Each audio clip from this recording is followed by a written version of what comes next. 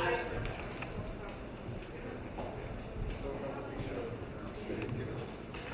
So that's the picture we've been given about the Jews controlling the business and the banks in the world. As you can see, there's a Jew balancing the world. I don't know if you can see it from here.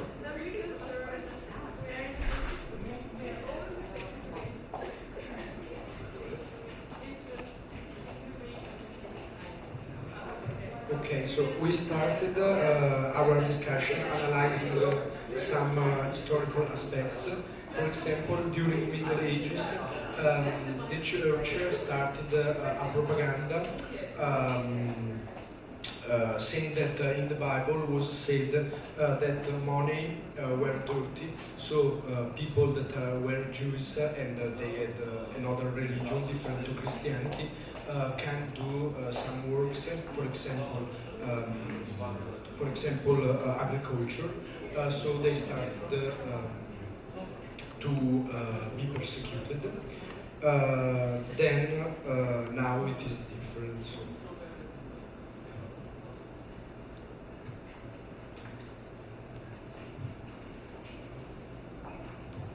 Okay, yes, because the Bible says that money are dirty and pure Christians are not allowed to have dealings with the bank. The Jews, we're talking about the Middle Ages here. The Jews go on to develop skills in trade and banking, and that is a completely natural process. That's how the events were, but then because religion back then was a bigger power and it was way more influential, people were more rooted in their beliefs and they were willing to develop these negative stereotypes.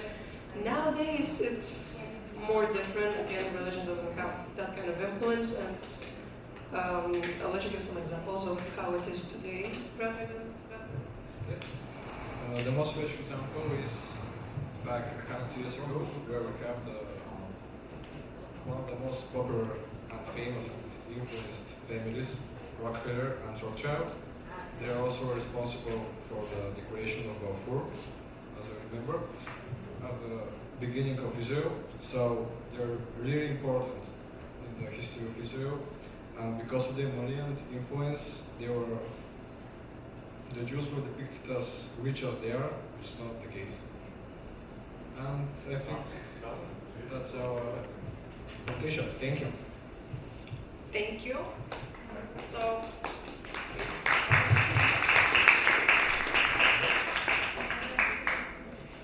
can we hear it in English? So, everything you said is actually true, but the truth behind this stereotype is that back in time, Jews did not have the opportunity to work in many of the professions, so they had to work mostly with money, and everything you said is actually true. Thank you. Okay, so the next group, Jews, stingy, gradient, materialistic. Please, the group that was working on this stereotype.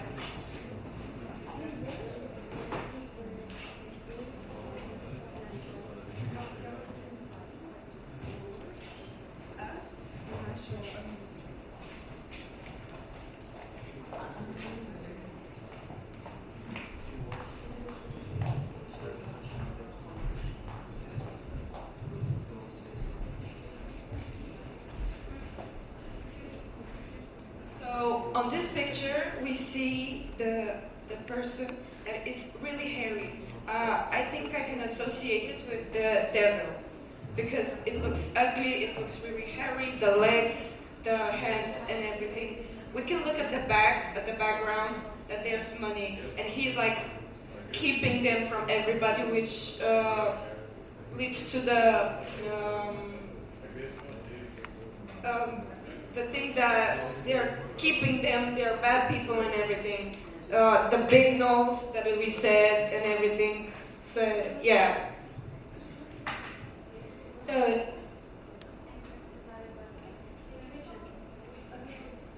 There was an example of a picture of the propaganda because the subject of the picture was really ugly and it was not a pretty images. And we think that the main things are like the financial problems because like the pictures, the person, I don't know if I can say this, was grabbing the money only for himself. And we think that this is how Jews are seen by the other people because they were sometimes employed as a financial administrators, and they were on so the targets of some other person, and we think that so some kind even probably of jealousy against these Jews bring the society to think that the financial administrators are corrupted, or like the fact that the Jews are tend to administrate the financial economical problems themselves. They don't really ask the help to someone else. So we think that this is the meaning of the picture we have seen. Yeah, I think by this picture they're trying to make the Jews look really greedy, selfish, and to mischief them by this way, this ugly picture.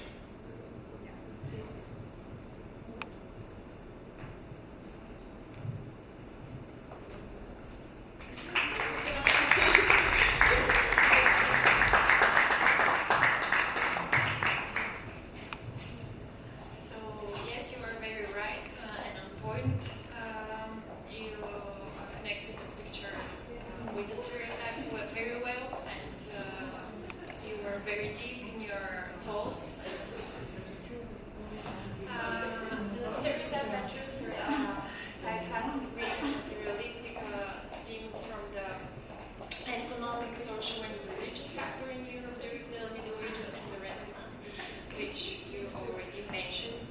So the next group is third group.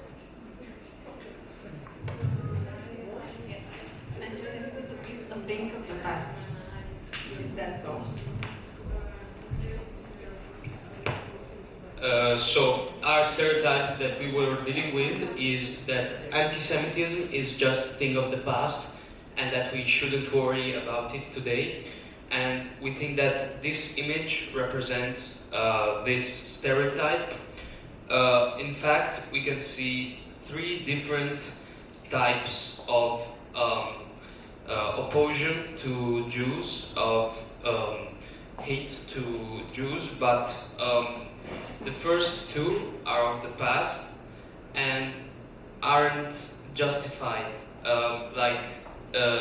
In the first image, we can see that in the Middle Ages, Jews were attacked and were discriminated for their religion, and in the 19th and 20th century, we can see an image that comes from Nazi Germany, and in both of these, the Jews seem innocent, and this seems an act of supremacy and an act of hate.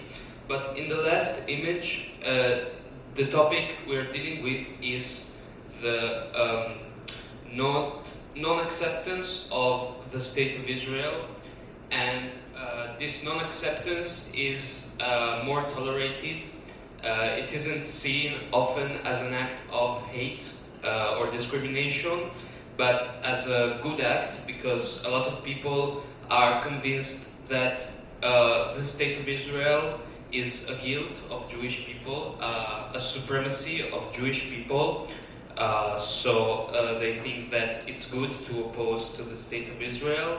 And we also think that the problem of anti-Semitism isn't dealt enough also by the mainstream news channels, and that a lot of people don't hear about this problem, as Jews usually live in very small communities, and most people won't encounter much Jews in their life.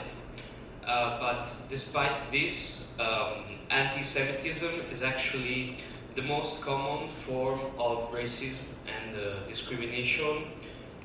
In 2023, there were almost 900 menaces of bombings to synagogues in the United States, and that's a really massive number, also considering that Jews are a very, very small percentage of American population. So it's definitely important to raise awareness about this problem.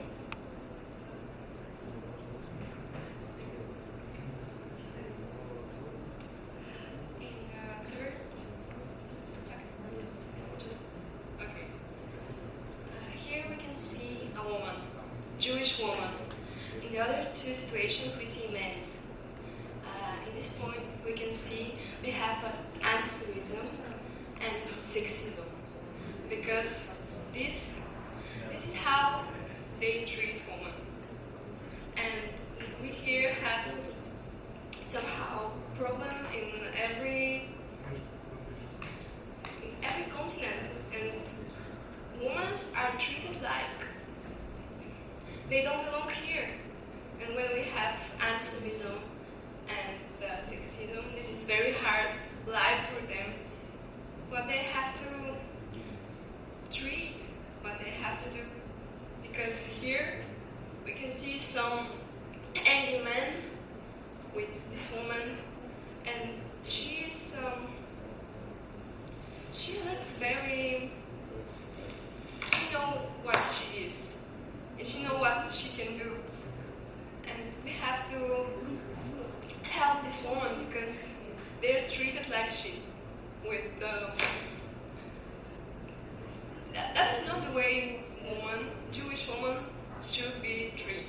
I think so, because they have a very good, intelligent, they are pretty, and they can be whatever they want. And that has to be in the whole world. And when we in our country can be treated right, they also can. That was for me. Okay. Another reason